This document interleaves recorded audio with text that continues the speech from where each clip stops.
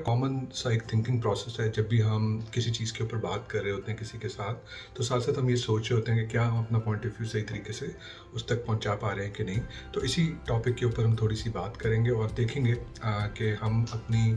Daily routine के अंदर, रोज़मर्रा ज़िंदगी के अंदर इस तरह के चैलेंजेस को कब कब फेस करते हैं और उसके क्या असरात होते हैं और हम उसको कैसे अपने लिए आसान बना सकते हैं, ताकि हम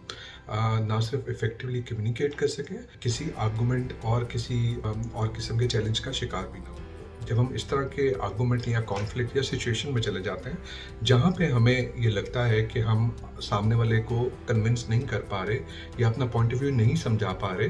और उसकी वजह यही है कि जो एक्सपीरियंस, जो इन्फॉर्मेशन उनके पास है, वो उसकी बेस पे आपको चैलेंज करना चाहते हैं, तो आप कन्वर्सेशन को इस तरीके से ले जाएं कि मेरा ये ख्याल है कि ये हो सकता है, मेरा ये ख्याल है कि ये बात ऐसे हो सकती है, मेरा ये ख्याल है कि हमें इस तरह से इसको ट्राई करना चाहिए। जब आप इस तरह के अल्फाज का इस्तेमाल करते हैं और जब आप इस तरह की कन्वर्सेशन में चले जाते हैं, तो आप ऑटोमेटिकली ओपन माइंडेडनेस शो कर रहे हैं अपने सामने वाले को और उसको ये बताने की कोशिश करें कि मैं भी जो बात कर रहा हूँ वो एब्सोल्यूट नहीं है, उसके अंदर भी मार्जिन ऑफ चेंज है, उसके अंदर भी मार्जिन है कि वो इन्फॉर्मेशन गलत हो सकती है। इसी तरह एक और पर्सपेक्टिव इस सारी बात को देखने का ये भी है कि हम अपने इर्द-गिर्द देखें तो हम सबकी ये कोशिश होती है कि हम दूसरों के ऊपर चीज़ों को इम्पोज़ करना चाहते हैं, और वो भी उसी बेसिस के ऊपर कि जो मेरा एक्सपीरियंस है, जो मेरा नॉलेज है, जो मैंने सीखा है, जो मैंने किया है, वही हम किसी और के ऊपर इम्पोज़ भी करना चाहते हैं। तो इसकी मिसाल भी उसी तरह ही है। जब हम अपनी कन्वर्सेशन के अंदर कोई आइडिया या कोई कॉन्सेप्ट या कोई बात किसी के ऊपर इम्पोज़ करने की कोशिश करते हैं, तो डेफ़िनेटली वो कॉन्फ्लिक्ट की तरफ जाएगा।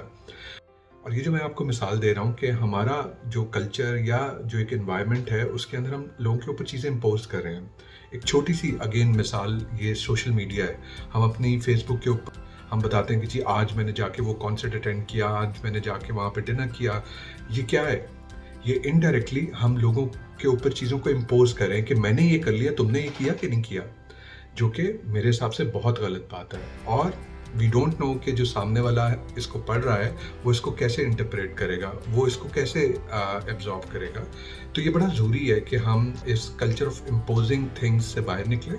और ओपन माइंडेडनेस के साथ किसी के साथ डिस्कशन करें। सो जब आप ओपन माइंडेडनेस के साथ किसी के साथ बात करेंगे, so you would be more comfortable in sharing your thoughts and your experiences, और वो आर्गुमेंट भी आपके जीतने के चांसेस ज़्यादा होंगे। इसी तरह एक बड़ी कॉमन एग्जांपल है कि जब हम किसी भी शॉप के अंदर जाते हैं, मैं जूता लेने जा रहा हूँ किसी शॉप के अंदर, तो वहाँ पे जो भी सेल्स एग्जीक्यूटिव होगा वो भागा भागा मेरे पास आएगा और बहुत बहुत उनका शाइनिंग स्टार होगा और बहुत अच्छा सेल पर्सन होगा। अगर वो मेरी चॉइस या मेरी नीड के मुताबिक मुझे चीज़ नहीं दिखाएगा और वो कोशिश करेगा चीज़ें इम्पोज करने के लिए जो कि उसका एक्सपीरियंस है, और वो कहेगा कि जी नहीं नहीं सर, ये तो जूता देखें, ये बहुत ज़बरदस्त है, आजकल यही चल रहा है मार्केट के अंदर, और जो आता है वो इसी को ही देखता है। बट मेरी तो वो रिक्वायरमेंट नहीं है, मैं तो स्टाइल से ज़्यादा कंफर्ट देखना चाहता हूँ। और वो अगर मेरा पॉइंट ऑफ व्यू ही नहीं समझेगा और वो उस इन्फॉर्मेशन को प्रोसेस ही नहीं करेगा, तो डेफिनेटली आर्गूमेंट लूज़ कर लेगा और मैं डेफिनेटली थोड़ी देर बाद इरिटेट हो जाऊंगा और मैं कहूँगा कि भाई मैं तो यहाँ से कुछ ले ही नहीं रहा, मैं जा रहा हूँ यहाँ से। तो बजाय इसके कि वो सेल को एग्जीक्यूट कर पाता, उसने अपना एक कस्टमर लूज़ कर लिया। तो this is very very important कि हम अपना आर्गूमेंट किसी पे इम्पोज ना करें और हम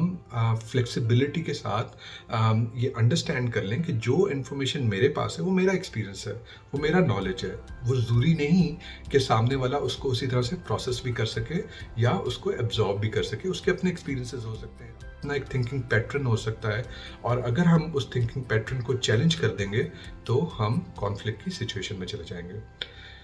तो ये बहुत ज़रूरी है। अगर हम स्टेप बाय स्टेप इस सारे पैटर्न को देखें, तो अगर हमने किसी के साथ इफ़ेक्टिव कम्युनिकेशन करनी है और हम ये चाहते हैं कि हमारी जो कम्युनिकेशन है वो किसी कॉन्फ्लिक्ट में ना जाए, तो सबसे पहले अपने थिंकिंग प्रोसेस को चैलेंज करें और ये सोच लें कि जो आप सोच रहे हैं या जो आपको पता है वो डेफिनेट नहीं है, उसके अलावा भी कोई इन्फॉर्मेशन हो सकती है। सेकंड स्टेप पे आप जब भी किसी के साथ कम्युनिकेट करें तो मेक श्योर कि आप उससे एक हम्बल तरीके से बात करें। और हम्बलनेस के लिए मैंने आपको बताया कि आप इस तरह की कन्वर्सेशन कर सकते हैं, इस तरह के अल्फाज इस्तेमाल कर सकते हैं, जैसे मेरा ये ख्याल है, मैं ये समझता हूँ, आपको अगर ऐसे लगता है तो हम ये काम कर सकते हैं। तो इस तरह के जो अल्फाज हैं वो आपको डेफिनेटली हेल्प करेंगे सामने वाले को ये एक एनवायरनमेंट देने के लिए कि वो ये समझे कि आप एक इन्फॉर्मेशन शेयर करें और हम मिल के इसको प्रोसेस कर सकते हैं कि हमारे लिए क्या चीज़ बेहतर है। और लास्ट पे कभी भी अपनी कम्युनिकेशन को इस तरह से ना लेके चलें कि किसी को ये लगे कि आप अपना एक्सपीरियंस या अपना नॉलेज किसी पे इम्पोज करना चाहते हैं। जब आप उसको इस फीलिंग में ले जाएंगे कि आप उसके ऊपर कोई चीज़ इम्पोज करना चाहते हैं तो वो डेफिनेटली अपने शटर्स बंद कर लेगा और जो भी आप उसको शेयर करना चाहते हैं वो उसको कभी भी प्रॉपर और पॉजिटिव तरीके से प्रोसेस नहीं कर सकेगा। तो आई होप ये छोटी सी डिस्कशन आपको हेल्प करेगी आपके नेक्स्ट कम्युनिकेशन को बेहतर तरीके से करने के लिए।